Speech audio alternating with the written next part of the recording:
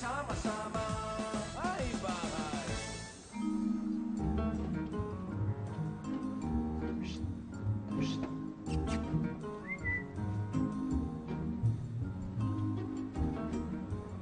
May tubig ka? Sorbetes lang po. Kanina pa ako kaya ng coffee cake eh. Tapos pasusurbetesin mo ako. Tubig kailangan ko. Excuse me lang po. Hindi ko po gustong makita yung mga design. Iinom lang po ng tubig. Okay. Ito na po. Hindi ako titingin. Ito, inom na ako ng tubig. Nakatalikod. Okay.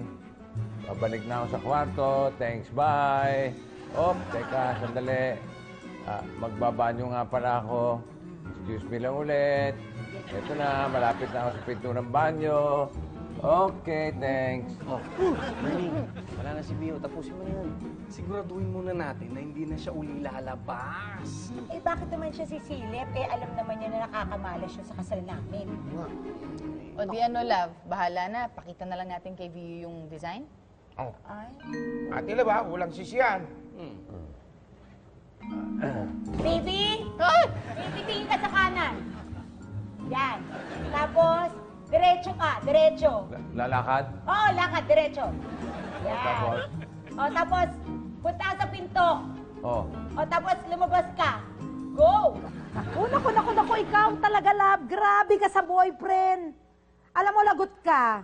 Pag nagtampo yan, hindi na yan babalik. Teka.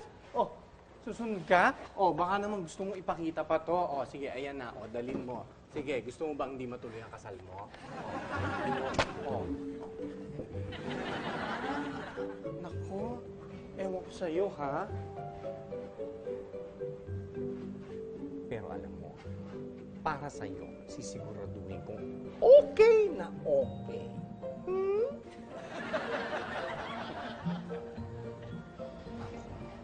Sana naman makuha ko na itong kontratang to.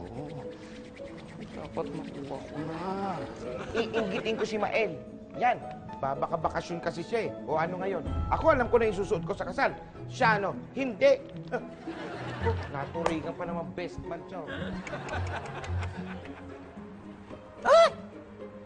Ano sinisilip mo dyan, ha? Wala, paalis na ako. Ito na ako, paalis na ako. Ito na ako. Sera.